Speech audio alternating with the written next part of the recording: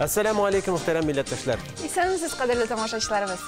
Инде 8 март язның беренче бәйрәмнәре шаулап берләп үтеп тә китте. Гадәти көндәлек эш режимына кайтып төштек шикелле генә дип уйлаганда, алда тагын 2 ял көне бар икән.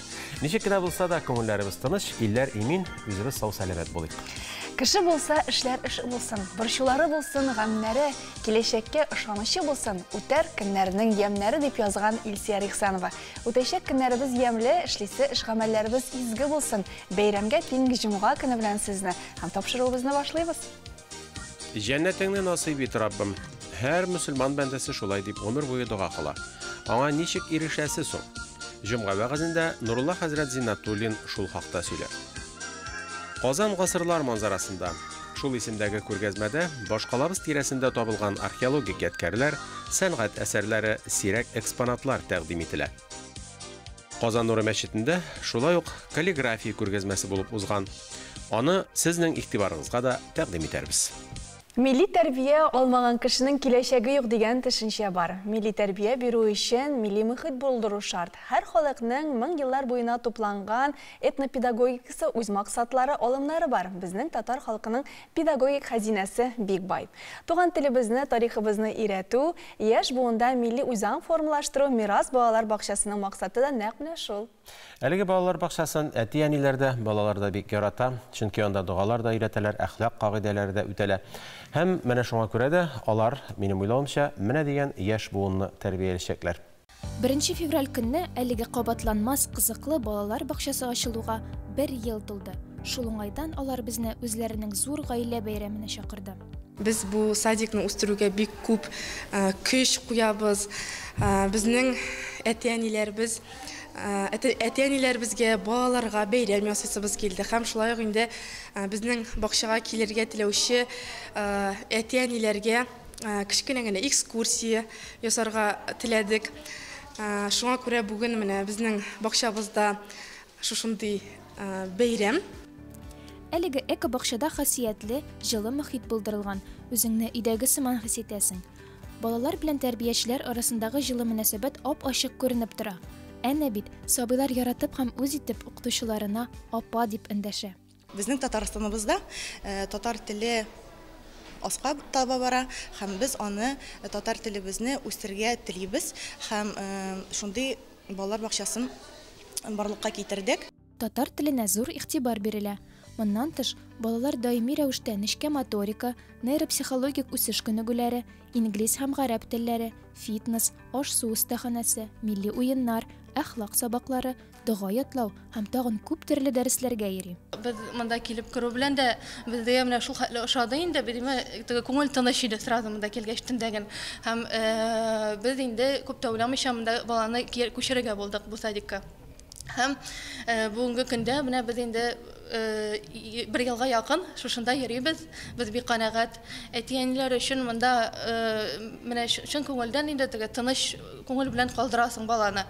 Әлеге балалар бакчасы зәвыклы, яшь татар буынын тәрбияләүчеләр берлеге. Монда милли мөхит, татарча камил сөйләшүче, белемле һәм һәр баланы якын итүче тәрбиячеләр эшли. Авыл шартларында үстерелгән һәм балалар өчен махсус пешерелгән хәлләл ризыклар ашатыла. Иркен коттедж, шәхси бакча һәм йорт хайваннары җанга ял бирә. Әлеге эко-бакчаның төп максаты бабаларыбыздан калган мирасны киләчәк буыннарга тапшыру. Сабыйлар үз чиратында татар мөхитендә тәрбияләнеп, иң күркәм гадәтләребезне киләчәктә үз балаларына да җиткерер. Мирас ышанычлы кулларга тапшырылыр. Буыннар чылбыры өзелмәс. Татар халкының бик күңелле бәйрәмнәре, бай гырыф-гадәтләре һәм йолалары бар. Мәсәлән, ел фасылына бәйле Сабан туй һәм Нәүрүз бәйрәмнәре, ислам диненә бәйле Корбан һәм Рамазан бәйрәмнәре, йолаларга бәйле Каз мәсе һәм башкалар.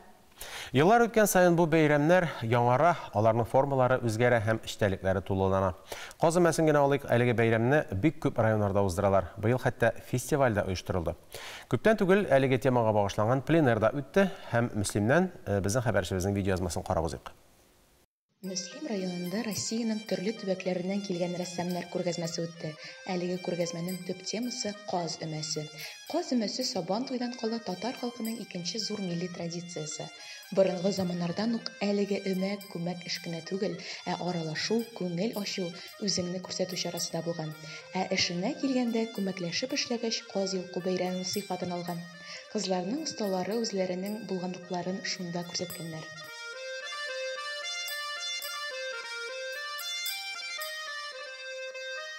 Bu bizim etnoplener. Bunda Rusya'nın küçük şehirlerinden ressamlar geldiler.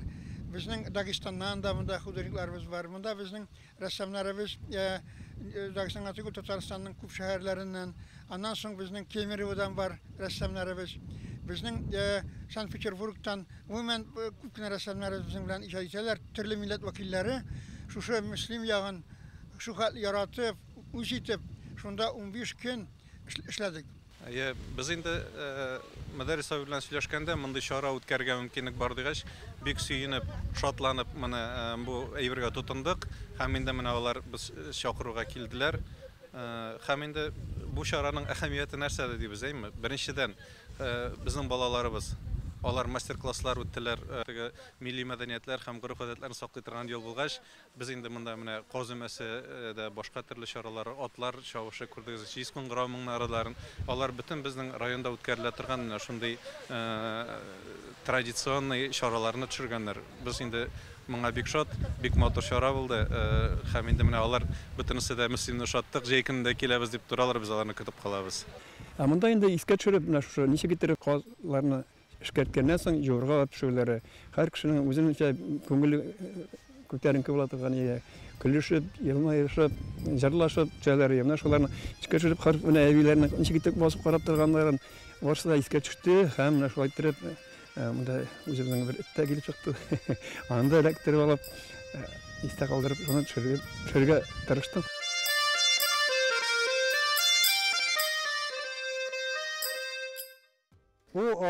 Bizning предгорье Урала дип әйтсәк була, Матрей таулары дип тә әйтәләр, Искал таулары дип тә әйтәләр. Аларны ясарга минем әллә кайчаннан җыенып йөридем. Һәм менә шушы Мөслим дигән язу минем шулай ук ничек тә күңелгә ятып торадыр. Шуны беренче ясарга эш берничек тә аңа җитешеп булмыйдыр. Менә наконец-то тормышка ашты минем хыялым, шушы тауларны да ясау. Әле бу ясап бетмәгән, алга таба каләмне ташламасмын дип уйлыйм.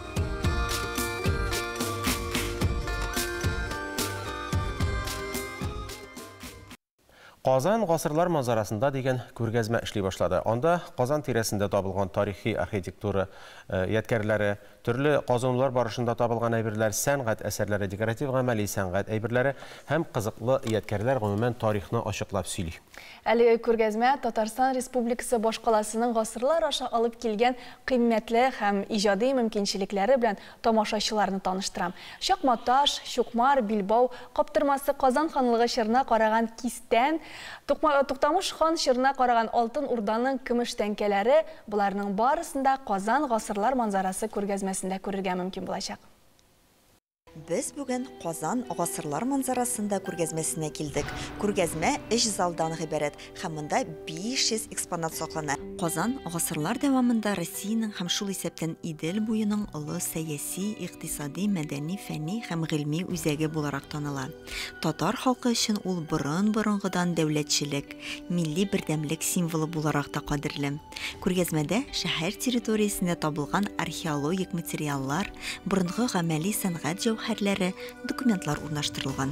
Казан гасырлар манзарасында күргәзмәсендә без сезне Казанның тарихы, бүгенгесе турында сөйләшергә чакырабыз. Күргәзмәдә без археологик материаллар белән, китаплар, документлар, фотографиялар белән бер рәттән Казанда яшәп иҗат иткән рәссамнарның эшләре аша Казанның тарихы, татар мәдәнияте белән таныша алабыз. Хәзер без күргәзмәнең икенче залында. Монда күренекле Казан шәхесләренең шәхси әйберләре саклана. Мәсәлән, бу витринада Ризаетдин Фәхретдиннең әйберләре саклана. Каршысында Шәһабетдин Мәрҗәнинең әйберләре. Бу залда кул язма китаплар, этнографик материаллар, сынлы сәнгать әсәрләре тәкъдим ителә. Казанда яшәгән күренекле шәхесләрнең әйберләре, әйтик, легендар опера җырчысы Федор Шаляпинга багышланган стенд та бар. Кул язма китаплар һәм Коръәннәр татар халкының китап мәдәниятенең алга киткәнлеге турында сөйли. Күргәзмәнең 3нче өлеше бу 100дән артык рәсем.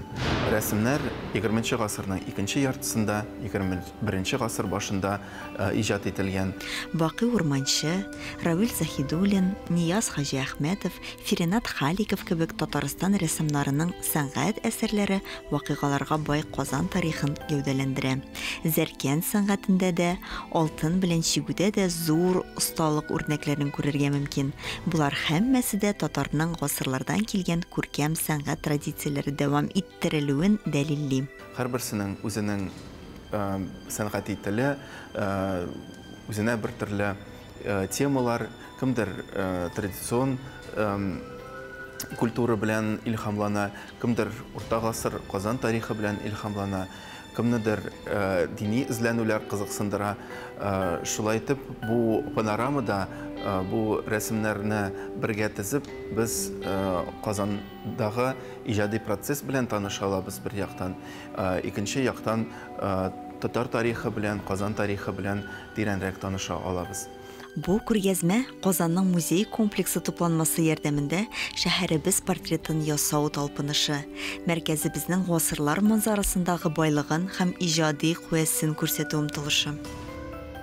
Көннәр язга алышса да кыш бирешергә уйламый. Ял көннәрендә барыгызга да киңәш шул. Көннәр матур чагында чаңгыда шуарга чыгыгыз. Табигатьнең матурлыгы белән хозурланып, саф һава сулап, сәламәтлегегезне ныгытып кайтыгыз. Әмма Биектау районы Дебьяс авылында әлеге спорт төрен яратучылар өчен ярышта уздырганнар.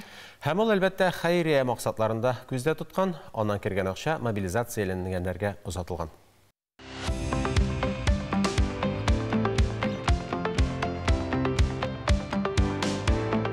Дебьязның каскад комплексында тау чаңгысы спорты буенча ярышлар узды.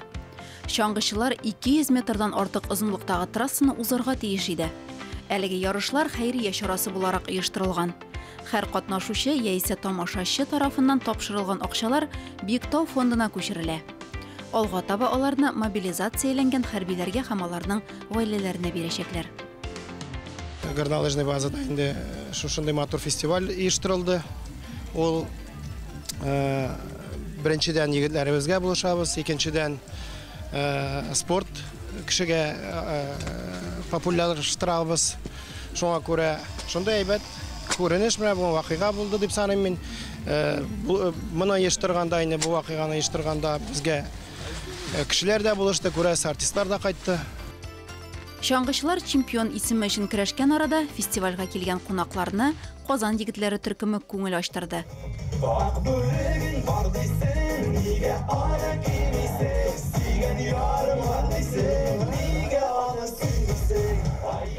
Бушлай концерт кую егетләр тарафыннан әлеге зур эшкә үзләреннән өлеш кертү иде. Моннан тыш ашату да каралган.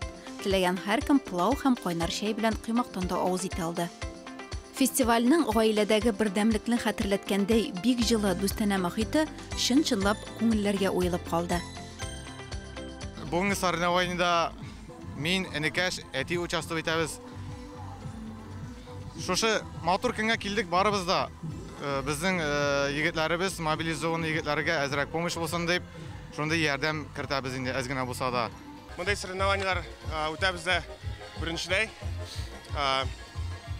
Бик күп кеше участвует итә. Безнең арада спортсменнар арасында бик күп кеше, шунысы бик күңелле. Күпме вакытка кайсы кеше төшкәнен. Беренче попыткадан төштек. Вакытлар яхшы. Хәзер икенче попыткадан тоже тырышабыз инде. Яхшырак төшергә беренчедән караганда.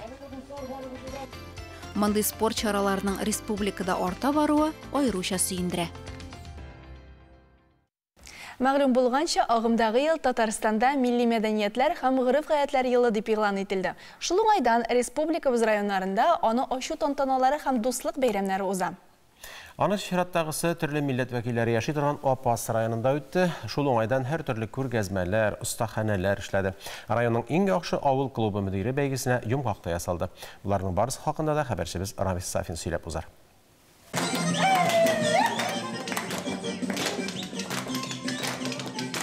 Апаста гади генә бер вакыйганы да төрле төсмерләр биреп, зур бәйрәм, киң кылачлы тантана итеп эшли беләләр. Моның өчен аларда күп еллык тәҗрибә дә, үз эшенең белгечләре дә байтак. Район авыл җирлекләрендә 55 авыл мәдәният учагы эшләп тора.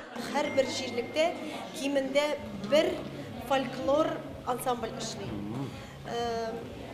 Я фольклор, я вокалол, я бию ансамбле ничек кенә булмасын, әмма ләкин алар менә шушы үзебезнең милли гадәт-гадәтләр кысаларында эшләргә тырыша күбрәк. Бүген чыннан да биредә җитди чара. Район мәдәният йортында милли мәдәниятләр һәм гореф-гадәтләр елына старт бирү көне. Мәдәният йорты файсында чын дуслык бәйрәме бара. Безнең Апас районында шулай күп милләтле халык яши, урыс, татар, чуаш.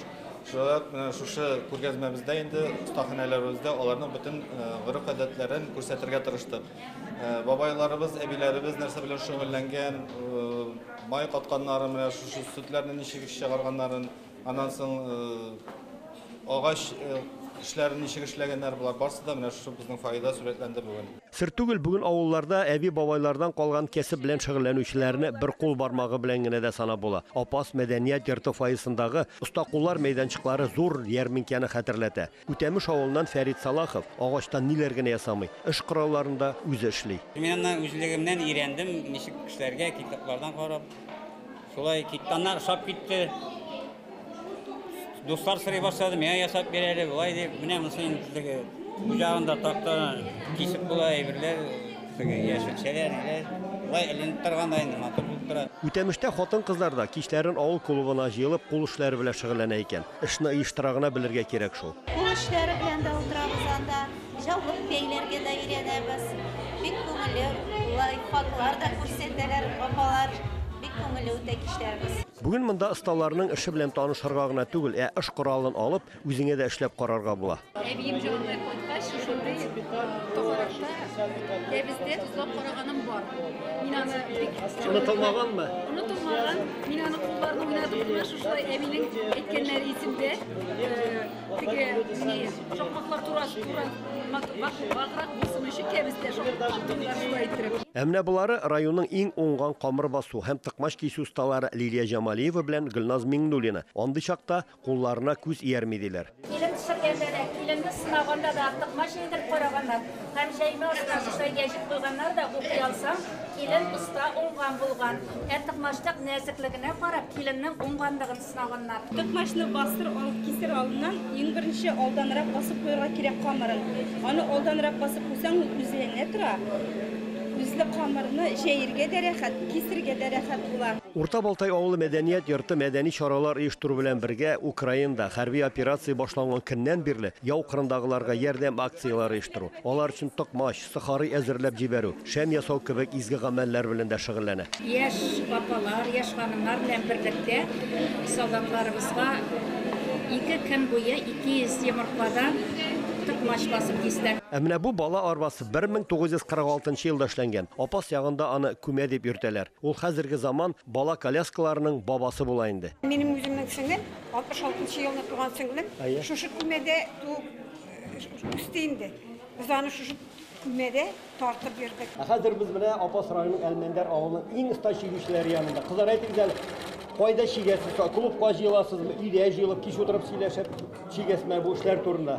Әлмәндәр мәдәният йортында оста куллар түгәрәк эшли. Без шунда үзебез җыелышабыз. Һәм шунда инде чигүләр дә чигәбез. Үзебезгә сәхнә күлмәкләре инде, сәхнә киемнәре кирәк булган вакытта да үзебез үз кулларыбыз белән тигәбез. Сөлгеләрне инде без махсус сабан туйларда батырлар өчен чигеп хәзерләп куябыз. Һәм сабан туйында җиңүчеләргә инде ат чабышларында катнашучыларга бүләк итәбез. Апас районында берничә еллык бик үзенчәлекле бәйгегә нигез салганнар. Биредә ел сайын районның иң яхшы клуб җитәкчесе дигән конкурс уза. Бу инде аларның клубларында йөргән формированиеларда түгәрәкләрдә кемнәр шөгыльләнә. Без инде аерым жюри барлап, шуларны барып, карап, нәтиҗәләрен чыгарып, менә шулай итеп бирдек. Һәм инде менә бүгенге бәйрәмдә аларны иң нәреңгә чакырып, хәзерге сәхнәдә бүләклибез. Быелгы бәйгедә Әҗем авылы мәдәният йорты җитәкчесе Гөлнара Сәгыддинова җиңүче дип игълан ителде. Чара район авылларыннан килгән иң оста үзешчән сәнгать осталары концерты белән тәмамланды. Матур язу сәнгате каллиграфия дип атала. Ул сынлы сәнгатьнең бер төре булып санала. Бу эш белән шөгыльләнүчене каллиграф яки хаттат дип атыйлар. Элекке заманнарда кулъязма китаплар гамәлдә булган. Каллиграф хаттатлар аларны күчереп тараткан. Әйтик, хәзерге заманга җиткән татар кулъязмаларының 90% оригиналь нөсхәдә түгел, күчерелүче кулыннан узган копия икән. Матур язучы осталар бүген дә бар. Һәм шуларның кайберләрен Казан Нуры мәчетендә күрергә мөмкин иде. Анда мәдрәсә шәкертләре һәм теләге булган башка кешеләр дә катнашты. Һәм шушы кичәдән безнең репортаж. Каллиграфия яки матур хат. Сынлы сәнгать тармакларының берсе. Каллиграфия еш кына матур язу сәнгате дип атала. Каллиграфияның заманча билгеләмәсе билгеләрне экспрессив, гармониялы һәм оста итеп бизәү сәнгате. Әлеге сәнгать белән Казан Нуры мәчете каршындагы мәдрәсәдә дә шөгыльләнәләр. Якынрак мәдрәсә белән мөдире Камил хәзрәт таныштырды. Шамил мәдрәсәсе ул инде шушы Казан Нуры мәчете белән бер комплексны тәшкил итә. Казан Нур мәчете 1999 елда ачылганнан соң, аннан соң инде шушы мәдрәсәне салу турында монда инде эш алып барыла башлый. Һәм инде бу Казан Нур мәчете каршындагы Казан Нур мәчетенең беренче имам хатибы Шамил хәзрәт Исхаков була. Һәм инде шул мәчет салынганнан соң, аннан соң инде шул мәдрәсә төзү турында да шул эшләр башлана. Һәм инде 2005 елда җир бирелә.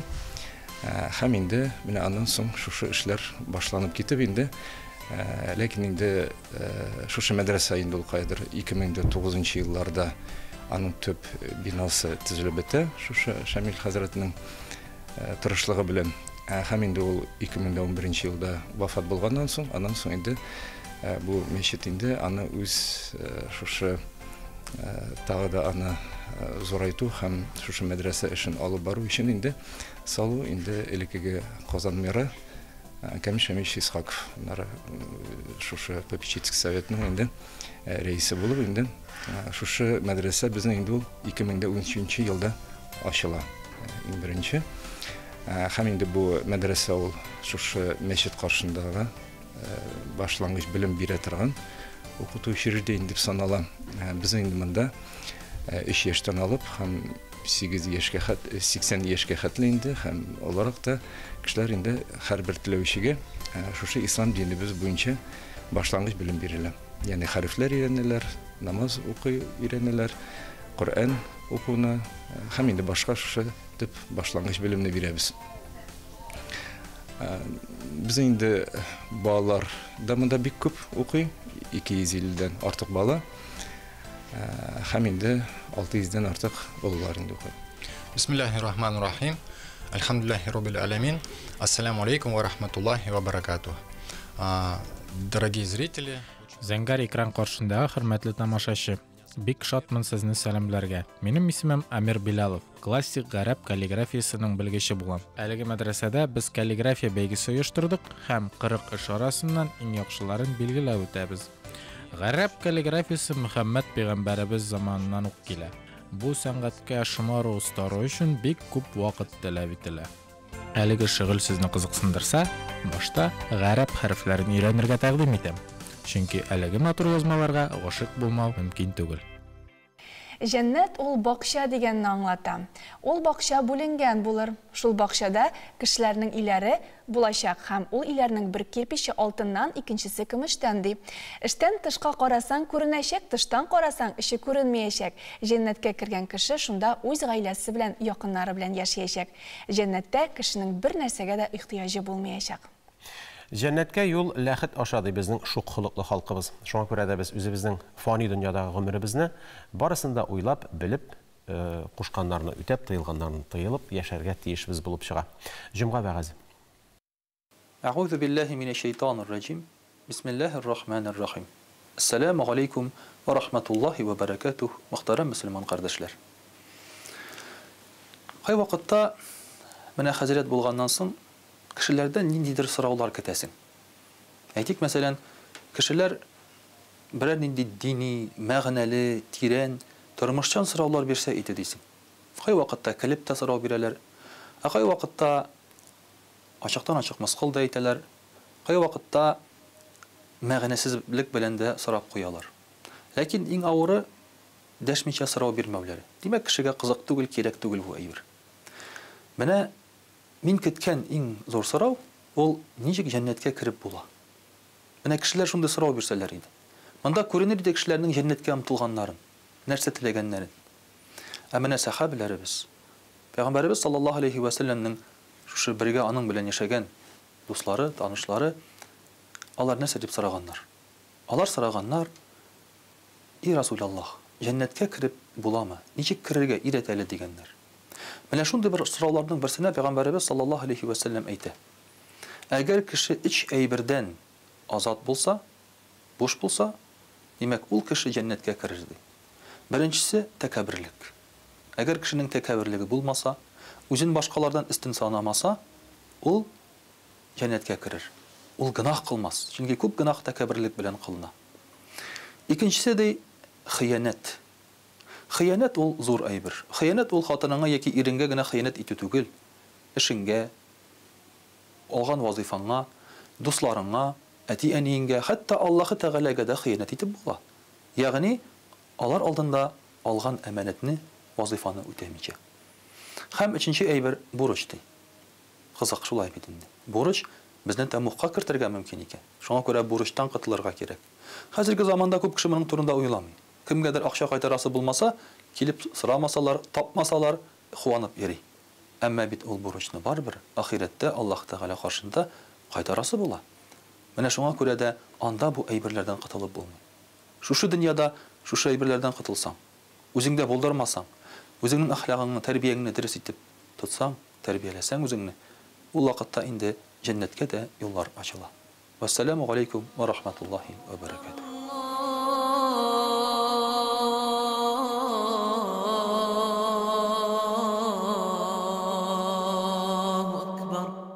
Тапшыруыбызны дәвам иттерәбез. Республикабызда Рухи моң дип аталган конкурс-фестиваль старт алды. Әлеге фестиваль турында тулырак белер өчен студиябызга кунаклар чакырдык. Рухи моң иҗат берләшмәсе җитәкчесе Марсель Әхмәдуллин һәм 2022 елгы конкурс-фестиваль җиңүчесе Динар Шәймәрданов. Хәерле көн, сәлам алейкум дигәләр. Хәерле көннәр. Ассаламу алейкум. Әлеге бәйге, конкурс, фестиваль бу ел ничәнче тапкыр үткәрелә инде? Ул Рухи моң дигән бәйгене ишеткән юк иде әле бугай. 2020 елда беренче тапкыр башланган вакытта әле аның исеме Татар Озаны иде. Анда әле безнең хезмәттәшебез Силәр Кыямов та катнашып, безнең бәйгене вакытта бик нык бизәгән иде. Аңа аерым рәхмәт аның өчен. Икенче бурынга лаек булды һәм бу ел Татарстан телләрен үстерү турындагы комиссия белән берлектә аның теләктәшлегендә әлеге конкурс, фестиваль масштабына үсеп, тагын да күләмлерәк рәвештә үткәрелеп, бу ел инде анда 4 номинация кертелде һәм Озан, Татар Озаны шул номинацияләрнең берсе генә. Татар Озаны һәм гомумән Озан номинациясеннән тыш монда кертелә шулай ук дини җыр дигән яңа бер номинация, мөнәҗәт дигән номинация һәм вагаз номинациясе дә кертелә. Шуңа күрә без инде тамашачыларыбызны әлеге бәйгедә катнашырга чакырып калабыз. Чыннан да шактый кызык. Ә менә бу милли юнәлешкә кирип китү, милли аһәңнәребезне эзләү, исемендә әйтелгәнчә Рухи моң. Менә моңа килү ничек булды үзегезнең тормышта? Ничек кирип киттегез шушы өлкәгә? Кызыклы өлкә бит. Әле хәзер кузгатылмаган. Һәм безнең авырткан җиребез дип тә әйтер идем. Менә без трассадан йөргәндә дә, шәһәребез буенча йөргәндә дә бик нык күзгә ташлана, мәчетләребез шул кадәр матур рәвештә, шундый дизайнерский рәвештә күз алдына килеп баса, алар бик матур. Ләкин шунда сорау туа, шушы матур мәчетләрдән, аларның манараларыннан яңгырый торган Озан шушы матурлыкка тәңгәл киләме юкмы? Чөнки безнең инде башка дин кардәшләребезне ишетергә туры килә, Озанның дәрәҗәсе, Озанның сыйфаты ул калыша. Ул калыша менә хәзерге заманча шартлардан дип, без бит инде хәзер заманча эшкәртелгән шушындый югары зауыклы музыка тыңлыйбыз, әйме югары зауыклы тавышка ияләнгән һәм мәчетләрдән ишетелүче шушы Озаннарның дәрәҗәсе бераз гына түбәнрәк. Бигрәк тә безнең татарда үзебезнең мәкам белән ителә торган Озаннар югалып бара. Алар югалып беткән, хәзер без инде аларны торгызабыз. Менә шушы мәчетләрнең матур булган шикелле, алардан ишетелә торган Озаннар да ул сыйфатлы, матур һәм күңелгә татырган булырга тиеш. Без бит мәчетләрне салмыйбыз түрік стилі бойынша, архитектура стилі бойынша, өзінің стилі, Азияның өзінің стилі һәм шул рәвешчә безнең мәчетләрдәге азаннар да безнең татар мәкаме белән яңгырарга тиеш. Чөнки гарәп мәкаме белән әйтелсә, ул безнең милләттәшләребезнең күңеленә ятмаска да мөмкин. Җанар, менә җиңүгә ирештегез. Нинди хисләр килде күңелгә? Әлбәттә, зур шатлык. Чөнки инде бу азан безнең шушы рухи байлыгыбыз дияргә кирәк. Һәм шушы менә бәйгедә җиңү ул минем өчен бик зур шатлык. Һәм берничә ел рәттән бит әле сез катнаша килдегез, әйме? Һәм 22нче елда ниһаять әлхәмдүлилләh җиңүгә ирештегез. Һәм әлбәттә инде менә бүгенге иртәдә, җомга иртәсендә сездән берәр төрле шушындый аһәң, моң, мәкам ишетсәк бик тә күркәм булыр иде. Булай әйтик, менә мин инде мөнәҗәтләр юнәлешендә беренче генә ел түгел. Шушы юнәлешкә инде мөнәҗәтләр юнәлешенә мин Галабый Галиев кертеп җибәрде. Ул минем укытучым, остазым. Һәм шул кертеп җибәргәннән соң шушы юнәлешкә үзем дә кызыксынып киттем, дәресенә әйткәндә менә төрле генә чараларда катнашабыз, Аллага шөкер, бүгенге көнгә кадәр. Һәм инде үзем дә менә бер мөнәҗәт дип әйтик, аның сүзләрен үзем иҗат иттем, әки инде шушы менә халык иҗаты. Әйтегез, тыңлыйм. Иллахым юлдаш әйлә иманымны, кабул әйлә кылган дугаларымны. Иллахым юлдаш әйлә иманыңны, кабул әйлә кылган дугаларымны. Безләрдә һичбер юктыр яман ният, Иллахым кыл барчабызга гыйнаят. Безләрдә һичбер юктыр яман ният, Иллахым кыл барчабызга гыйнаят. Иллахым изгелектән тайпылдырма, барчабызны гынах юлыннан сакла. Изгелектә булса яшәр юлыбыз, дуга кылыр һәрбер аны кулыгыз. Изгелектә булса яшәр юлыбыз, дуга кылыр һәрбер аны кулыбыз. Субханалла, бик күркәм, бик рәхмәт. Менә шундый егетләребез булгач ничектер күңелләр күтәрелеп китте әле. Марсель, тагын бер сорау. Менә әйттегез, киңәйде бит инде безнең бәйгебез, конкурс дидегез, әйме? Азан әйбәт, мөнәҗәтләр яхшы, җырлар күркәм һәм вәгазь дигәне бик кызык тоелды әле миңа. Менә вәгазь сөйләр өчен дини белемгә ия булу кирәкме, әллә кем катнашырга тели, катнаша аламы? Вәгазь шулай безнең бүгенге көндә бераз гына арткан җиребез булып тора, чөнки вәгазь нәрсә ул? Менә без җомга намазына барган кешеләр буларак, шушы вәгазьне ишетеп, без бер атна буе шушы вәгазь йогынтысында йөреп, аны үзебезнең гамәлебезгә, тормышыбызга сеңдереп, һәм күңелдән дә шушы вәгазьне һаман да уйлап йөрергә тиешбез, әйме? Кызганыч, андый вәгазьләр бик аз ишетелә. Монда бик күп төрле факторлар йогынты ясый. Монда әлбәттә инде дини гыйлем ул нигез булып торса да, риторика күнекмәләренә ия булырга кирәк, сөйләм усталыгы кирәк, әйме? Шуңа күрә монда әлбәттә нигездә имамның, вәгазь сөйләүченең дини белеме булу зарур инде, чөнки нәрсә генә дисәң дә барыбер нигез булып алына шул хәдисләр, аятлар, аларны дөрес интерпретацияләү кирәк. Һәм әлбәттә бу очракта дини хезмәткәрләргә, дин хезмәткәрләренә һәм дин әһелләренә юнәлтелгән бәйге инде бу. Һәм тагын да бер матур күренеше бар, шушы телләрне үстерү турында комиссия теләктәшлеген белән быел приз фонды да гаять киңәйде, үсте. Ул быел 300 мең сум тәшкил итә. Һәм шуңа күрә миңа калса, катнашучылар өчен өстәмә бер мотивация, каялы алып, бер инде кыенлыгы да юк, үзеңнең азан әйтүеңне, мөнәҗәт әйтүеңне, дини җыр башкаруыңны, яисә вәгазь әйтүеңне телефонга куеп төшереп, аны Татар Азан бөтерчек mail.ru адресына җибәрергә генә кирәк. Һәм шуннан соң инде жюрибыз рәисе сүз уңаеннан Миңла Галиев һәм дин әһелләре дә кергән, киң төрле күп кырлы шәхесләр кергән жюрибыз аны тикшереп, аннан соң инде аны алга таба алдагы этапка үткәрә. Һәм иңнәрен инде без матур итеп бәйрәм рәвешендә йомаклау концертында аларның барчасында сәхнәгә чыгарачакбыз. Приз фонды 300 мең дип әйттегез, әлеге 300 мең бер кешегә генә биреләме, әллә аны бөтен катнашучыларга таратып чыгасызмы? Һәм менә бу сорауга җавапны без, мөхтәрәм тамашачылар, экранда күргән QR кодлар аша кирип, сез интернет киңлекләреннән таба алачаксыз. Шуңа күрә язылыгыз һәм әлеге сорауга җавапны ишетегез. Уракларыбыз белән саубуллашабыз, иҗади уңышлар, сөенечләр юлдаш булсын. 21 мартта Ярославльда 16-21 йыз башында Россияның Европа әліші мұсылман жемғайеті деген темаға Акаев оқулары тібәгара фәнни ғамәлі конференциясы узачак. Бұл хақта Россия мүфтилер шурасының матбуғат хезмәте хәбәр итә. Конференция Россияның мәшһүр мәгърифәтчесе һәм теологы Абу Суфьян Акаев туына 150 ел тулуга, Ярославль шәһәре Ислам дини оешмасының 20 еллыгына, Ярославль өлкәсе мөселманнары дине нәзәрәтенең 5 еллыгына багышланып үткәреләчәк.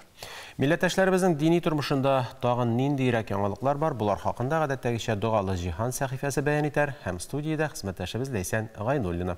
Рәхим итегез. Хәерле көн, мөхтәрәм дин кардәшләребез, республикабызда һәм чит төбәкләрдә яшәүче милләттәшләр. Уфа шәһәренең Ихлас мәчетендә минем беренче намазым бәйгесе узган проектны 2019 елда Татарстанда Гүзәл Габдрафыкова һәм җырчы Гүзәлем оештырган иде. Башкортстанда бу чарага әле Аллаһы Тәгалә юлына тәүге адымнарын ясаучы, ислам дине турында күбрәк белергә омтылучы 100дән артык мөслимә җыелган. Әлеге тема белән тулырак Гөлшат Сафина таныштырыр.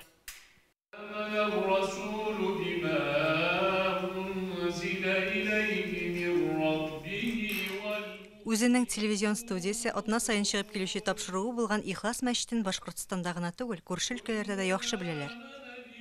Дини һәм иҗтимагый темаларга түгәрәк өстәлләр, конференциялар бу Аллаһ йортында еш уздырыла. Минем беренче намазым чарасының да монда үткәрелүенә аптырыйсы түгел. Гарәпчә әйтмәсә, я Раббым, синнән башка илаһ юк бит. Син бер үзеңә бер Аллаһ бит. Уфадагы оештыручыларның берсе булган Розалия Халикова әйтүенчә, хатын-кызларга дин нигезләрен бирү, белемнәрен тирәнәйтү мөһим эшләрнең берсе, чөнки хатын-кыз милләтне тәрбияләүче. Бүгенге безнең хезмәтебез дә, шушы чарабызда хатын-кызларыбызны, кызларны, булачак әнияләрне, милләт аналарын тәрбияләү проектының бер өлеше дип әйтәсем килә. Ул безнең әлбиттә милләт аналар тәрбияләү проекты, ул Башкортстан мөслимәләр берлегенең проекты. Һәм менә безгә Аллаһның рәхмәте белән, хикмәте белән Татарстаннан безнең яраткан җырчыбыз бит инде шулай бит Гүзәлем үзенең шушы проекты белән безгә килеп тоташты. Чара урындагы оештыручыларның сәламләвеннән һәм Коръән укудан башланды.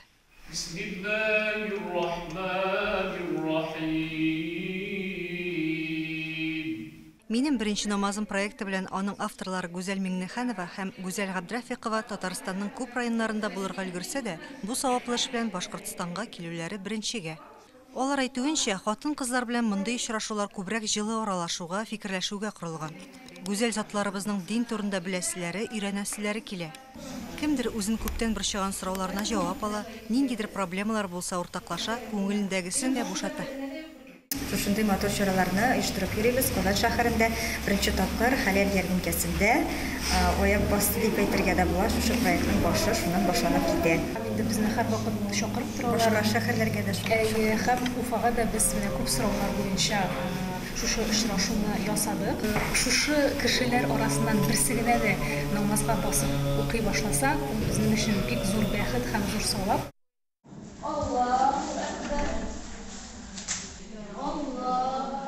Дин юлына яңа гына аяк басучыларын тәһарәт алу тәртипләре белән таныштырдылар. Исламдагы фарыз гамәл, намаз уку кагыйдәләрен аңлаттылар. Чарага килүчеләр арасында намазлыкларын җәеп, кыйблага юнәлеп беренче тапкыр сәҗдә кылучылар да булды. Килүчеләр арасында кечкенә балалардан алып 90 яшьлек апаларга кадәр бар иделәр. Үземне гомумән намазда дип әйтә алмыйм тулысынча, әмма дә ләкин иртән һәм кич намазны мин укырга тырышам. Ныграк та илһам алып, иманны ныгытыр өчен дип инде һәм инде үземне шушы юнәлештә күрүемне бик тә телим. Мин үзем беренче намазны башлаганда бик менә аңламый идем инде. Нәрсәләр, рәкать, нәрсәкәй, сунны нәрсә. И булай гына кешедән, остазлардан барып сорап булмый. Ояласың бит инде. Нинди тупас сорау белән киләсең инде дигән әйбердән шикләнәсең. Һәм менә шушындай проект яшьләр өчен әйбәт, чөнки монда сорауларга җавап табып була. Һәм һәрбер поклонга хатлым күрсәтеп, өйрәтеп бирәләр. Ирем белән намаз укый башлаганга 1 ел булып килә инде. Теге елны ураза тотканда укый башлаган. Бу чарага мин килдем белемнәремне тагы да күбәйтергә, яңартырга. Бәлки белмәгән нәрсәне өйрәнергә, яулык ябынырга, дөрес итеп өйрәнергә. Минем беренче намазымда шулай ук мөселманча яулык ябу үрнәкләре дә күрсәтелде. Яулык яптырганда модель ролен үтәгән кызларга палантин һәм шарфлар бүләк ителде. Очрашу мул итеп әзерләнгән чәй табыны артында тәмамланды. Башкортстанда намазга өйрәтү буенча эшләр һәр мәчеттә һәм мәдрәсәдә алып барыла әлбәттә. Ә менә минем беренче намазым проекты Уфада беренче тапкыр үткәрелә. Чарада төрле яшьтәге хатын-кызларның күпләп катнашуы дингә ихтыяҗның зур булуын исбатлый. Уфадан Гөлшат Сафина, татарлар. Моннан 4 ел элек Ульяновск өлкәсенең татар милли мәдәни мөхтәрияте төбәкнең диния нәзарәте белән үзара хезмәттәшлек турында килешү төзегән иде. Хәзер аның карамагында авыл шәһәр мәчетләрендә ислам мәдәният үзәкләрендә татар халкының гырыф-гадәтләрен саклау һәм борынгы дини йолаларын, бәйрәмнәрен яшьләргә өйрәтү буенча зур эшләр алып барыла. Шушы көннәрдә генә Ульяновск шәһәренең ислам мәдәният үзәгендә килен төшерү, никах укыту йоласын күрсәтелгән. Тулырак Рамис Сафин бәян итәр. Матур гына, акыллы гына айтып башында, йомшак аяклар белән, текле аяклар белән бас әле, мендәр бит ул яңа елга юл ачу. Ислам мәдәният үзәгенең зур залында кәләшнең тәүге тапкыр кияү йортына килүен тасвирласалар, аш бүлмәсендә исә уңган ашсу ustaлары кияү кыймагы пешерәләр иде инде. Әзрәк кенә шикәрне күбрәк салыгыз. Тәмлерәк була, тетерәк була. Кияүнең теле тәмле булса, безнең авылда кияү пилмәне пешерәләр. Ваккына иттереп шулай. Еллар дәвамында байтакларны иләндереп, икенчеләрен кияүгә биреп, зур тормыш юл узган бу апалар никах стәлен ничек әзерләүнең бөтен эшкәлекләренә кадәр белә. Никах бәйрәмендә бөтен нәрсә барлы булырга тиеш. Пироглар да, казлар да, тавыклар да, тутырган тавыклар да. Чтобы яшьләр матур яшәсеннәр бергәләп. Ульян шәһәренең Засвежа районы Ак Калфак оешмасы татарның йолаларын, гырыф-гадәтләрен саклау гына түгел, аны яшьләргә күрсәтү, ата-аналарга өйрәтү буенча да зур эш алып бара. Без үткән ел үткәргән идек. Аулак йоласын искә төшердек, казы мәси ясаган идек, каз каурылары кискән идек. Эчпичмак пешерү буенча мастер-класс үткәргән идек. Шунсы яхшы, безнең башлангычларны мәчет имамнары да хуплы ярдәм итәләр ди Рузия ханым. Әбибаларыбыз һәр вакыт гырыф-гадәтләрен үтәп барганнар. Без дә менә центр исламский культурада һәр вакыт тырышабыз гырыф-гадәтләрен үтәп барырга. Төрле менә безнең ислам дине буенча безнең әбибаларыбыз, әтиләребез һәр вакыт менә гырыф-гадәтләр белән яшәгәннәр. Менә шул шуңа күрәндә менә үзебезгә кем дә булса килсә, мәчеткә килүчеләрне һәр вакыт аңлатырга тырышабыз, алар шул йолалар белән яшәргә. Бүгенге чарада иләнүче егетнең әти-әниләре, ягъни баш кыда-кыдагый ролен башкаручы Әлфия һәм Илдар Шәйхәттаровлар үзләре моннан 40 ел элек никахы утканнар. Дистә еллар үтсә дә, ул көннәрнең матур мизгелләре бүгендә хәтердә. Никахыбыз инде безнең якта кыз ягында укыла.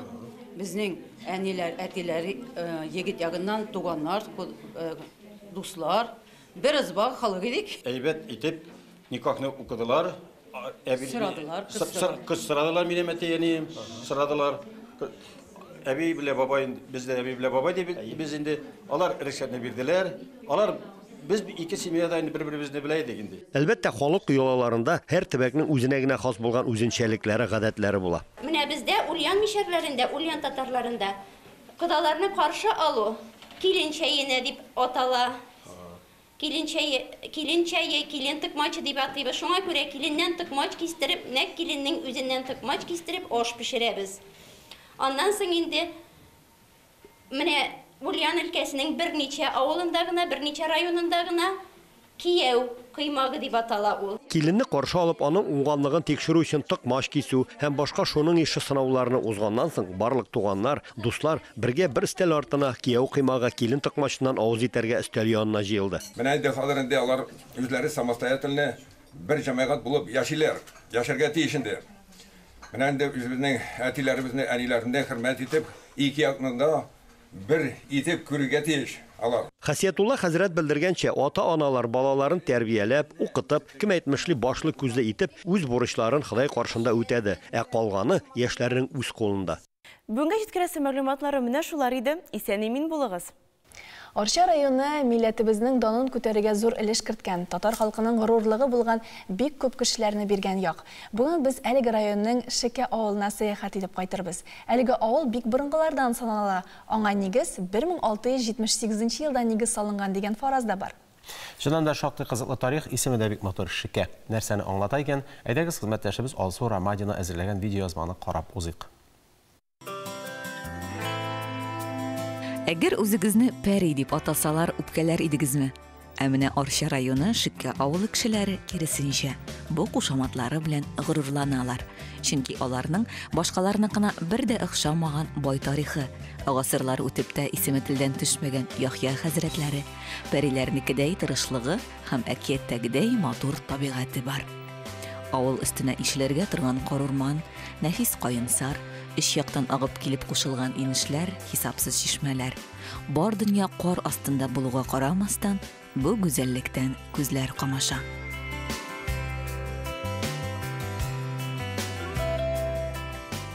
Авылның исеме инде үзгәргән. Башта ул монда 150 еллар элек Үрмәк дип аталса, хәзер Шикә дип атала.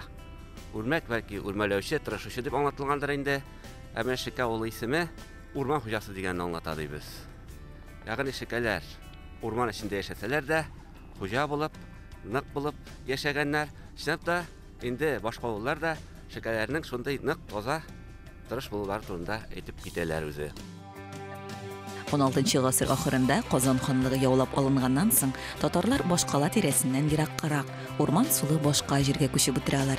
Шикәгә дә шул чырларда нигез салына. Авыл халкы электән үк булдыклы, гайрәтле булган, күп итеп мал-туар асраган, иген үстергән, юан чыршы бүрәнәләрдән йорт салган, каралты курасын һәр чак төз тоткан. 18 гасыр ахырына Яхья мулла килә. Ул Береске авылыннан ягыннан була инде. Һәм шушы авылга килгәч, ислам дине кануннарын тагын да тырышып, ашыкмыйча, гыйбадәтне ашыкмыйча сеңдереп үткәрә торган була. Һәм ул кешене әйтергә була инде заманасы өчен мәгърифәтче, үзенә күрә инде философ, үзенә күрә һәм шушы әйткәнемчә инде ислам динен таратучы кеше буларак билгеле. Шиһабетдин Мәрҗани язып калдырганча, Яхья хәзрәт гипнозлау сәләтенә дә ия булган. Аның турында күп риваятлар саклана. Имеш хәзрәт пәриләрне буйсындырган. Алар яхшы күңелле, бик эшчән булганнар. Ни хушсаң шуны үтәгәннәр. Әйтик, Яхья хәзрәтнең авырлы килене теләгәч, кышын кура җиләге табып биргәннәр. Тик пәриләр белән бик гадел, итәгатьле кеше генә идарә итә алган диләр. Ну, үлгән вакытта инде ул авылдашларына шулай мөрәҗәгать итә. Инде сезне яраттым. Менә сезгә дугалар кылдым. Минем инде көчем 40 ел буе барыр. Шуннан соң инде минем көчем кимер. Әгәр дә сез мине искә алмасагыз, инде минем көчем сезгә тәэсир итмәс дип. Шуннан соң ул үлгәннән соң авыл яши инде 1758 язмалар буенча 1838 елларда ул үлгәч 40 елдан соң әйтәләр инде пожар чыга, авылда янгын чыга. Һәм бу вакытта янгын сәйр була. Үйләр, кайберләре яна, кайберләре шул килештера, ягъни ут сикереп күчә торган була инде. Яраткан хәзрәтен бүген дә онытмый авыл халкы. Әйткән киңәшләре буыннан буынга тапшырыла, кабереннән кеше өзелми. Яхья хәзрәттән соң авылга мулла итеп Тухфатулла хәзрәт килә. Бар гомерен ата-бабалары кебек укытучы һөнәренә багышланган Вилсур Абыйвәлиев аның нәселенең дәвамчысы. Әти башта укыган инде муллалыкка, Совет власты вакытында инде аны бик эзәртеп тә Аңа ул үзе дә 40 ел укытты мәктәптә. Ленин орденына бирмәкчеләр янга исемлеккә кергәннән соң да аны мулла малай дип сыздырттылар. 41 ел эшләдем мәктәптә. Шуның 23 елын мәктәп директоры булып эшләдем. Мәктәп 36 елларда эшли башлады безнең монда. Шикәнең иң зур байлыгы кешеләре. Әллә табигать белән бер бөтен булып яшәгәнгә микән, эчкерсез һәм бердәм алар. Бер-берсенең шатлык кайгыларын ихластай уртаклашып, ярдәмләшеп, булдырабыз дип яшиләр. Һәм һәрберсенең күңелендә җир йөзендә безнекедәй авыл бүтән юк дигән агырыр уй, туган җиренә мәхәббәт яши. Кәрим Тинчурин театры бу көннәрдә тамашачыларны бер-бер артлы премьералар белән сөендереп тора. Шундый премьераларның берсе тиздән көтелә. Аферист дип атала. Менә шул хакта сөйләшер өчен студиябызга кунак чакырдык. Кәрим Тинчурин исемендәге Татар дәүләт драма һәм комедия театры актеры Илфак Хафизов студиябызда кунакта. Хәерле көн, Илфак. Исәнмесез. Илфа, инде әйттек, менә премьерлар бик күп, шуларның берсе аферист. Әлеге спектакль, нинди спектакль, нәрсә хакында, нәрсә турында, кемнең спектакле? Яңа әсәрме, ниндидер әсәр нигезендә эшләнәме? Әсәр нигезендә, шуны әйтеп үтәргә кирәк, яңа елга кирдек кенә, инде 3нче премьера, Аллага шөкер әзерләнәбез. Өчесе 3 төрле, бусы исә безнең Нәқи Сәмбәтнең портфель әсәренә нигезләнеп эшләнгән спектакль. Ни өчен нигезләнеп эшләнгән дим, чөнки ул портфель әсәре үзе 80 битлек. Бүгенге көндә бит инде бик тиз вакыт үтә, ашыгабыз, тиз эшлибез бөтенсенә. Шуңа күрә безгә ул әлеге пьесаны үзгәртергә туры килде, кыскартырга туры килде һәм шуңа нигезләнгән аферист исемендәге спектакль булачак. Нәқи Сәмбәт аны 1928 елда язган булган. Ул әйтик бер гасыр элек. Шундый үзенчәлекле, теле үзенчәлекле, һәрбер сүзе алтын хәрефләр белән язылган кебек шундый шаян, әйтергә кирәк жанрында сатирик комедия, төрттөрә торган. Һәм шунысы кызык, бүгенге көндә дә 100 ел якынча вакыт үтсә дә актуальлыгын югалтмаган. Бүгенге көндә дә шул ук хәлләр, шул ук кеше алдында әйтик, мәсәлән, берәр зур кунак килсә, куштанлык, шул ук взяткачылык дигәндә дә басым ясала, шул ук коррупция, шушындый мәгънәләрне ачып сала торган спектакль. Шунысы гына аермалы, мәсәлән, ул вакытта элек байларны талаганнар, хәзер хөкүмәтне талаганнар дисәләр, ә хәзер инде киресенчә элек хөкүмәтне талагансалар, хәзер байны талаган дигән үзгәрешләр дә бар. Һәм һәр вакыт хәрәкәттә бибез, сикерәбез, уйныйбыз, гел тик тормыйбыз. Шундый кызык үзенчәлекле спектакль буларга тиеш. Тинчурин театрының 90-нчы еллар тарихында портфельле кияү дигән бер әсәр бар. Моның аңа мөнәсәбәте юкмы? Бар. Шул әсәр инде ул. Ләкин аны ялгышмасам Тинчурин театрында түгел, Камал театрында куйлар багай, портфельле кияүне. Бәлкем ялгышамдыр. Ничек булса да татар театр тарихында димәк ул булган. Булды, куелды һәм бүгенгә киләчәктә дә куелыр дип саныйм. Димәк, ул тәрбияви функциясында үти инде әлеге спектаклеме? Әйе, аның актуальлыгы бар, тәрбиялеге бар һәм тагын шушы кешеләр үз-үзләрен күрерләр дибез. Яшерин батырын түгел, бер читтән, каладан, Казаннан бер районга барсаң, югыйсә шул ук авыл балалары бит инде без. Әгәр дә авылдагы яшәсәк, ул тигез күрәләр. Әгәр дә Казаннан кайткан икән кеше, Казаннан кайткан. Анда караш бөтенләй башкача. Әгәр дә инде сигнал спектакльдә дә бар, үс башың ялтырап торса, каладан мин дип әйтсәң, кызлар үзләре муйныңа асылырга тора. Бөтенесе алдымда тәлинкә күтәреп йөри дигән сүзләр дә бар. Чынлап та менә шушындый чагыштырмалар бар әлбәттә. Ләкин бу теге гел шулай гына икән дигән сүз түгел. Аны фаш итәләр. Һәм аферист дигән исеме дә нәкъ менә төп каһарманга карата түгел, аның тирәсендәге кешеләргә. Чөнки ул бүгенге көндәге төрле әйтик инде бизнесменнарның, төрле катлам кешеләренең ничек итеп бүгенге көнгә ярашып, җайлашуы, алдалашуы, урлашуы, ул бәлкем урлашу да түгелдер. Бәлкем ул шундый тәртиптер. Шундый яшәп килгән, шуларны фаш итә ахырдан. Чөнки төп каһарман Хисбулла Төхфәтуллин, ул инде прокурорның әйберләре поездда онытылып кала да, шуны шимадан алып килеп бирмәкче генә була. Булар моны бөтенесе прокурор дип кабул итәләр. Әйтик, бар бит инде чагыштырып әйтсәк, Гогольның ревизор әсәре. Ул шуңарак та әзрәк шамалабрак эшләнгән әсәр. Нәқи абыйны бит инде беләбез, тәрҗемәче буларак та ул бик күп әсәрләрне эшкәрткән, тәрҗемә иткән. Шуңа күрә параллельләр бар. Шунда шактый кызык. Менә безнең инсценировка эшләп карау тарихы бу беренче генә түгелдер инде? Юк, Аллага шөкер, эшләп карадык. Мәсәлән, минем иң беренче язып караган әсәрем ул ни булды? Безнең бит театрда мөмкинлекләре чикләнгән балалар студиясе бар, Могҗиза. Алар ярдәмендә куелды Мехрибанлык дигән спектакль. Бүгенге көндә балаларны. Аны мин язып караган идем менә Зөфәр абый белән. Иң беренче теге пьеса әсәр язу, инде ул Зөфәр абыйның юбилеена моноспектакль кебегрәк әйбер ясап караган идек. Шуннан китте, әкренәп өйрәнәбез. Быелгы сезон башында безнең 15 сентябрьдә Тинчуринның 130 еллыгына багышланган Турандыкның хан кызы Турандык спектакле булды. Анда да менә тәрҗемә, әзрәк редактор иткәргә өйрәндек инде без. Шулай итеп әкренәп Сүз иҗатына киреп барам. Менә бу әсәрдә аферист спектаклендә кемнәр уйнаячак?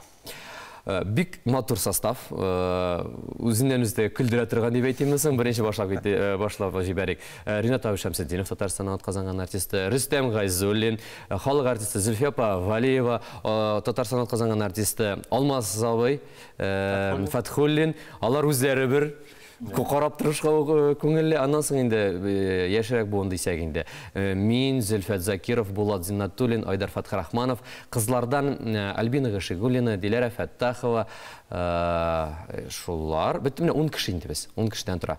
Ләкин Ринат абай, ол мене шушындай кіші деп әйтек, сәхнеде көрінешек, ол бір өзі 4 рөл башқара.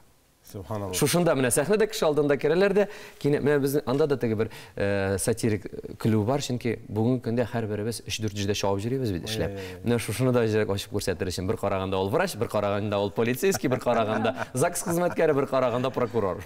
Шунда да шактый кызык. Сезгә үзегезгә кайсы күбрәк ошый? Язумы, әллә уйнаумы? Икесе дә ошый. Алар икесе дә ике төрле. Шунысы гына җайсызрак, язганда бөтен әсәрне бит күз алдына китерәсең. Мәсәлән, безгә бер роль бирсәләр, без аны язмаса, мен шул роль эчендә генә казынам. Бөтен әсәрнекен казынгачтан, туктале дип, кумашалый торган факторлар, юк, моны ярамый, чөнки мин булай дип, киртәләр барлыкка килә башлый. Шул ягы җайсызрак.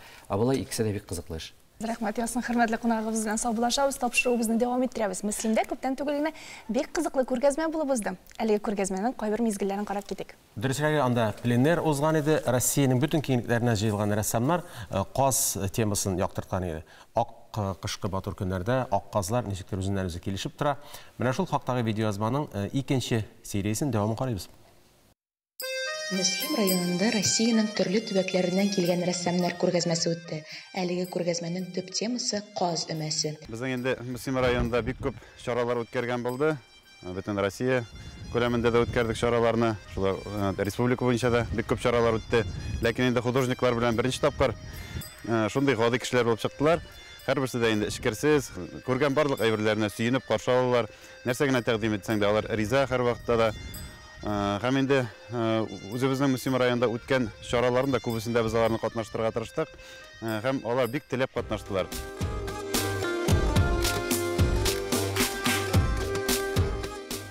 Рәхмәт әзасы килә бөтен дөнья татар конгрессына. Аннан соң үзебезнең рәссамнар берлегенә һәм бигрәк тә инде шушы каланың администрация командасына. Шуңа күрә куанып эшләдек. Рәссамнар көндез белән чыгалар кар йөреп рәсем ясарга, кич белән кайтып шул эшләрне анализ итеп, матур иттереп, төгәлләп, бер-берегезгә киңәшләр биреп, бу зур безнең өчен сәнгать мәктәбе булды.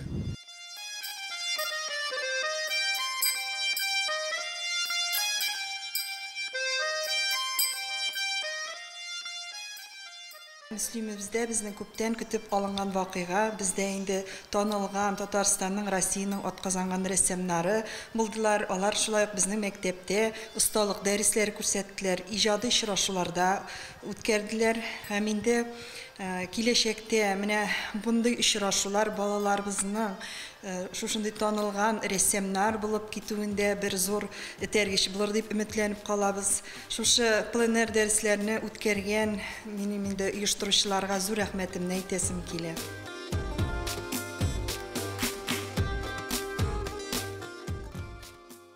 Татарстанда авыл хуҗалыгы ярминкәләре 18 мартта ачыла. Алар даими рәвештә шимбә көннәрендә узачак. Бу турыда Татарстан Республикасы авыл хуҗалыгы һәм азык-төлек министры Марат Җабаров әйтте.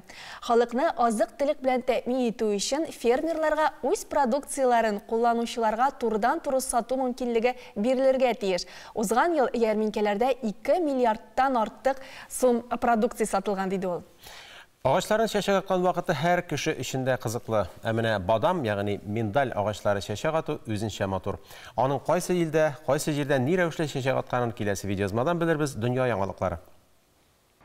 Madrid халқы һәм туристлар башкаланың төньяк көнчыгышында урнашкан Quinta de los Molinos паркындагы бәдәм, ягъни миндаль агачларының чәчәк атуына хәзерләнә. Бу гаҗәеп матурлык. Табигатьнең гүзәллеген шушында аермачык күрәсең. Алга таба тагын да матуррак булачак әле. Монда килеп күзәтү күңелгә рәхәтлек бирә. Quinta de los Molinos паркыннан башка шәһәрдә тагын 1500 агач урнашкан. Бәдәмнең чәчәк атуын Buen Retiro паркында февраль уртасыннан күзәтергә мөмкин. Новосибирскида яшәүче 13 яшьлек Егор Кондичанский кашпо һәм кулдан ясалган шәмнәрне ясап, саткан акчага куәтле уен компьютер аларга исәплей. Әнисе Ольга Игнатова улының мавыгуын хуплый. Чөнки кул эше белән шөгыльләнү баладагы сирәк очрый торган генетик ауруны Дюшен миопатиясын тоткарларга булыша ди. Родился ребенок абсолютно. Туганда таза сәламәт иде, йөри, сөйләшә башлады, башка гадәти балалар кебек үсте. Тора бара йөрешенә игътибар иттем. Ничектер үрдәк сыман йөргәнен абайлап алдым. Егорга диагнозны табиблар 5 яшендә куя. 2 ел элек малай аягын сындыра һәм хәзер ул инвалид арбасында йөри. Авыру кулларына да күчә башлаган, ләкин вак детальләр белән эшләү нәтиҗәсендә шир бераз тоткарланып тора икән. Бу авырудан ни кызганыч әлегә дәва табылмаган. Хәзер Егор 200 чүлмәккә зур заказ алган. Аны ул әнисе белән бергәләп эшләячәк. Milli тәрбия алмаган кешенең киләчәге юк дигән төшенчә бар. Milli тәрбия бирү өчен милли мөхит булдыру шарт. Һәр халыкның 1000 еллар буена тупланган этнопедагогикасы үз максатлары, алымнары бар. Безнең татар халкының педагогик хәзинәсе бик бай. Туган телебезне, тарихыбызны өйрәтү, яшь буында милли үзаң формалаштыру мирас балалар бакчасының максаты да нәкъ менә шул. Әлеге балалар бакчасын әти-әниләрдә, балаларда бик ярата, чөнки анда дугалар да өйрәтәләр, әхлак кагыйдәләре дә үтәлә. Һәм менә шуңа күрә дә алар, минем уйлавымча, менә дигән яшь буынны тәрбияләячәкләр. 1 февраль көнне әлеге кабатланмас кызыклы балалар бакчасы ачылуга 1 ел тулды. Шул уңайдан алар безне үзләренең зур гаилә бәйрәменә чакырды. Biz bu садикны үстерүгә бик күп көч куябыз. Безнең әти-әниләрбез безгә балаларга бәйрәм ясыйсыбыз килде. Һәм шулай ук инде безнең бакчага килергә теләүче әти-әниләргә кичкенә генә экскурсия ясарга теләдек. Шуңа күрә бүген менә безнең бакчабызда шушындый бәйрәм. Әлеге эко-бакчада хасиятле, җылы мөхит булдырылган, үзеңне өйдәге сыман хис итәсең. Балалар белән тәрбиячеләр арасындагы җылы мөнәсәбәт ап-ачык күренеп тора. Әнә бит, сабыйлар яратып һәм үз итеп укытучыларына апа дип эндәшә. Безнең Татарстаныбызда татар теле аска таба бара, һәм без аны татар телебезне үстергә телибез, һәм шундый балалар бакчасын барлыкка китердек. Татар теленә зур игътибар бирелә. Моннан тыш, балалар даими рәвештә нечкә моторика, нейропсихологик үсеш күнегүләре, инглиз һәм гарәп телләре, фитнес, аш-су остаханасы, милли уеннар, әхлак сабаклары, дога ятлау һәм тагын күп төрле дәресләргә йөри. Без монда килеп керү белән дә бездә менә шул хәтле ошады инде, бидеме күңел тыныч иде сразу монда килгәч төндәген. Һәм без инде күп тә уйламыйча монда баланы күчерергә булдык бу садикка. Һәм бүгенге көндә менә без инде 1 елга якын шушында йөрибез. Без бик канәгать. Әти-әниләр өчен монда менә шун күңелдән инде тыныч күңел белән калдырасың баланы. Әлеге балалар бакчасы зәвыклы, яшь татар буынын тәрбияләүчеләр берлеге. Монда милли мөхит, татарча камил сөйләшүче, белемле һәм һәр баланы якын итүче тәрбиячеләр эшли. Авыл шартларында үстерелгән һәм балалар өчен махсус пешерелгән хәлләл ризыклар ашатыла. Иркен коттедж, шәхси бакча һәм йорт хайваннары җанга ял бирә. Әлеге эко-бакчаның төп максаты бабаларыбыздан калган мирасны киләчәк буыннарга тапшыру. Сабыйлар үз чиратында татар мөхитендә тәрбияләнеп, иң күркәм гадәтләребезне киләчәктә үз балаларына да җиткерер. Мирас ышанычлы кулларга тапшырылыр. Буыннар чылбыры өзелмәс. Көннәр язга алышса да кыш бирешергә уйламый. Ял көннәрендә барыгызга да киңәш шул. Көннәр матур чагында чаңгыда шуарга чыгыгыз. Табигатьнең матурлыгы белән хозурланып, саф һава сулап, сәламәтлегегезне ныгытып кайтыгыз. Әмма Биектау районы Дыбьяс авылында әлеге спорт төрен яратучылар өчен ярышта уздырганнар. Һәм ул әлбәттә хәйрия максатларында күздә тоткан, аннан кергән акча мобилизацияләнгәннәргә узатылган.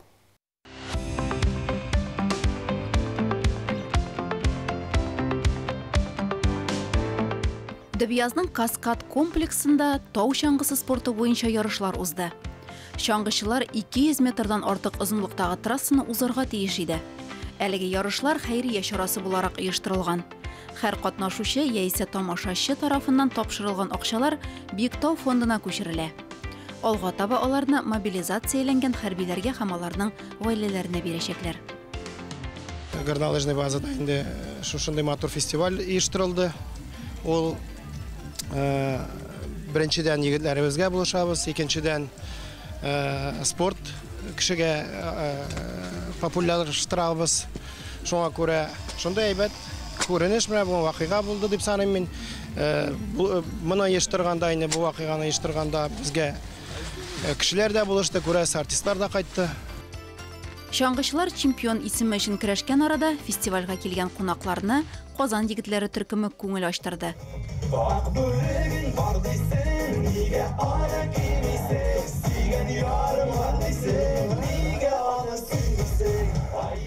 Бушлай концерт кую егетләр тарафыннан әлеге зур эшкә үзләреннән өлеш кертү иде. Моннан тыш ашату да каралган. Теләгән һәркем пылау һәм кайнар чәй белән кыймактан да авыз итә алды. Фестивальнең гаиләдәге бердәмлекне хәтерләткәндәй бик җылы дустанә мохите чын-чынлап күңелләргә уелып калды. Бүгенге соревнованиедә мин, энекәш, әти участвовать итәбез. Шушы матур көнгә килдек барыбыз да. Безнең егетләребез мобилизованный егетләргә әзрәк помощь булсын дип, шундый ярдәм кертәбез инде әз генә булса да. Мондай соревнованиелар үтәбез дә беренчедәй. Бик күп кеше участвует итә. Безнең арада спортсменнар арасында бик күп кеше, шунысы бик күңелле. Күпме вакытка кайсы кеше төшкәнен. Беренче попыткадан төштек. Вакытлар яхшы. Хәзер икенче попыткадан тоже тырышабыз инде. Яхшырак төшергә беренчедән караганда. Мондый спорт чараларының республикада арта баруы аеруча сөендерә.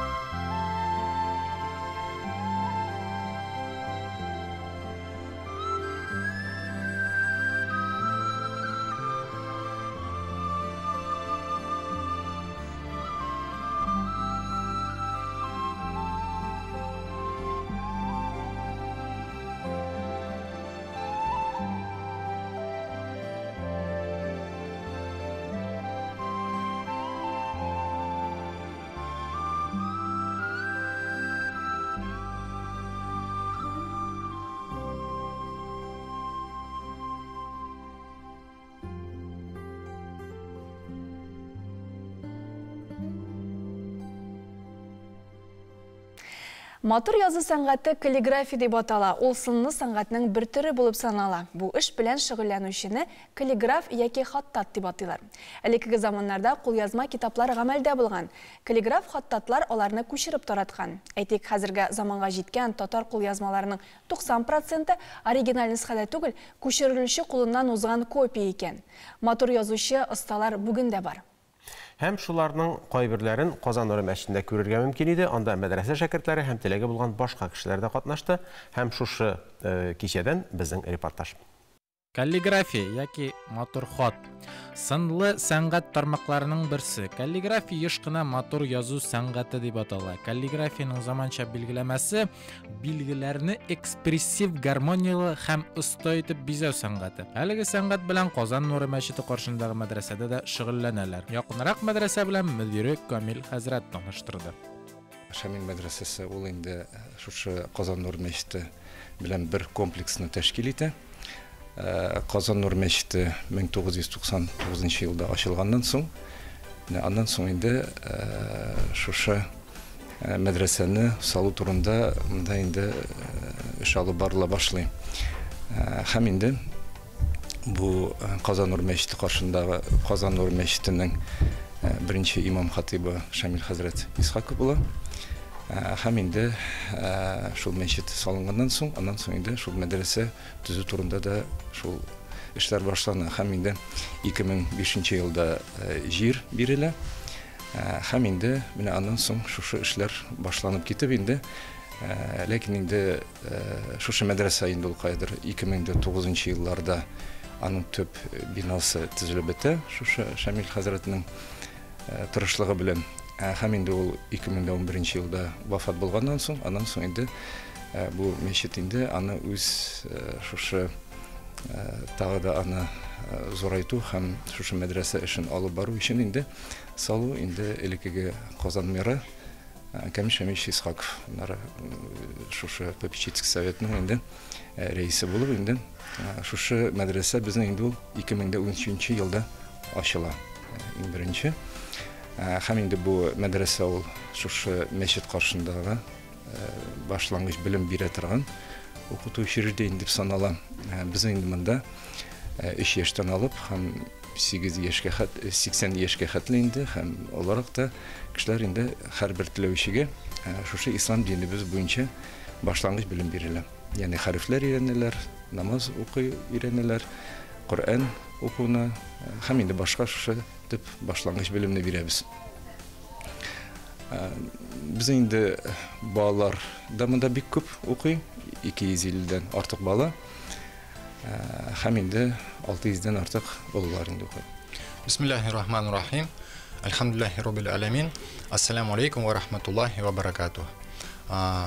Дорогие зрители, Зәңгәр экран каршындагы хөрмәтле тамашачы, бик шатмын сезне сәламләргә. Минем исемем Амир Билалов. Классик гарәп каллиграфиясының белгече булам. Әлеге мәдрәсәдә без каллиграфия бәйгесе оештырдык һәм 40 эш арасыннан иң яхшыларын билгеләп үтәбез. Гарәп каллиграфиясе Мөхәммәд пәйгамбәребез заманыннан ук килә. Бу сәнгатькә шомару устары өчен бик күп вакыт таләп ителә. Әлеге шөгыль сезне кызыксындырса, башта гарәп хәрефләрен өйрәнергә тәкъдим итәм. Чөнки әлеге матур язмаларга гашык булмау мөмкин түгел. Казан гасырлар манзарасында дигән күргәзмә эшли башлады. Анда Казан тирәсендә табылган тарихи архитектура ядкәрләре, төрле казынулар барышында табылган әйберләр, сәнгать әсәрләре, декоратив гамәли сәнгать әйберләре һәм кызыклы ядкәрләр гомумән тарихны ачыклап сөйли. Әлеге күргәзмә Татарстан Республикасы башкаласының гасырлар аша алып килгән кыйммәтле һәм иҗади мөмкинчелекләре белән тамашачыларны таныштыра. Шакматаш, Шукмар, Билбау, Каптырмасы Казан ханлыгы чорына караган кистән, Туктамыш хан чорына караган алтын урданың көмеш тәңкәләре, буларның барысында Казан гасырлар манзарасы күргәзмәсендә күрергә мөмкин булачак. Без бүген Казан гасырлар манзарасында күргәзмәсенә килдек. Күргәзмә 3 залдан гыйбарәт һәм монда 500 экспонат саклана. Казан гасырлар дәвамында Россиянең һәм шул исәптән Идел буеның олы сәяси, икътисади, мәдәни, фәнни һәм гыйльми үзәге буларак таныла. Татар халкы өчен ул борын-борынгыдан дәүләтчелек, милли бердәмлек символы буларак та кадерле. Күргәзмәдә шәһәр территориясендә табылган археологик материаллар, борынгы гамәли сәнгать җәүһәрләре, документлар урнаштырылган. Казан гасырлар манзарасында күргәзмәсендә без сезне Казанның тарихы, бүгенгесе турында сөйләшергә чакырабыз. Күргәзмәдә без археологик материаллар белән, китаплар, документлар, фотографиялар белән бер рәттән Казанда яшәп иҗат иткән рәссамнарның эшләре аша Казанның тарихы, татар мәдәнияте белән таныша алабыз. Хәзер без күргәзмәнең 2нче залында. Монда күренекле Казан шәхесләренең шәхси әйберләре саклана. Мәсәлән, бу витринада Ризаетдин Фәхретдиннең әйберләре саклана. Каршысында Шәһәбетдин Мәрҗәнинең әйберләре. Бу залда кул язма китаплар, этнографик материаллар, сынлы сәнгать әсәрләре тәкъдим ителә. Казанда яшәгән күренекле шәхесләрнең әйберләре, әйтик, легендар опера җырчысы Федор Шаляпинга багышланган стенд та бар. Кул язма китаплар һәм Коръәннәр татар халкының китап мәдәниятенең алга киткәнлеге турында сөйли. Күргәзмәнең 3нче өлеше бу 100дән артык рәсем. Рәсемнәр 20нче гасырның 2нче яртысында, 21нче гасыр башында иҗат ителгән. Бакый Урманчы, Равил Захидуллин, Нияз Хаҗи Әхмәтов, Фиренат Халиков кебек Татарстан рәссамнарының сәнгать әсәрләре вакыйгаларга бай Казан тарихын гәүдәләндерә. Зәркән сәнгатендә дә, алтын белән чигүдә дә зур осталык үрнәкләрен күрергә мөмкин. Булар һәммәсе дә татарның гасырлардан килгән күркәм сәнгать традицияләре дәвам иттерелүен дәлилли. Һәрберсенең үзенең сәнгати теле, үзенә бер төрле темалар, кемдер традицион культура белән илһамлана, кемдер урта гасыр Казан тарихы белән илһамлана, кемнедер дини эзләнүләр кызыксындыра. Шулай итеп, бу панорамада бу рәсемнәрне бергә тезеп, без Казандагы иҗади процесс белән таныша алабыз бер яктан. Икенче яктан татар тарихы белән, Казан тарихы белән тирәнрәк таныша алабыз. Бу күргәзмә Казанның музей комплексы тупланмасы ярдәмендә шәһәребез портретын ясау талпынышы, мәркәзебезнең гасырлар манзарасындагы байлыгын һәм иҗади куәсен күрсәтү омтылышы. Яңа атнагызны да манзара тапшыру белән башларга тәкъдим итәбез. Аны хезмәттәшләребез Алмаз Гәрәев белән Зөлфия Шәмсуарова алып барачак. Казан, Яршаллы, Минзәлә һәм башка шәһәрләрдә җәмәгать биналарын үзенең монументаль мозаикасы, граффитлары белән бизәгән, гобеленнары, күн мозаикасы әсәрләре белән данлыклы булган Рөстәм Килдебәковны бәлки башка яктан ачарлар. Урамда яз, күңелдә яз, безнең аш-су пешерү бүлмәсендә дә яз. Күңелебездәге шатлык хисләре ургылып тышка чыга, һәм без инҗе белән бүген пешерә торган торт өстенә пион чәчәге булып ягыла бара. Сырник дигәчтән, безнең инде күз алдымызга иремшек килә. Ә бүген иремшеккә без бәрәңге боткасы да кушып әзерлибез. Пәйгамбәрбез Мөхәммәд саллаллаһу алейхи ва саллям бер хадисендә көнчелектән сакланыгыз, чөнки утны яки пешәнне ничек яндырса, көнчелек тә изге гамәлләребезне шулай ашый дигән. Бүгенге көнне дә изге гамәлләр белән бер кемне дә рәнҗетмичә, начар уйлар уйламыйча уздырыйк иде. Бик күркәм мәсихәт, җомга көннәре нурлы мөбарәк булсын, исәнлектә күрешик. Сау булыгыз.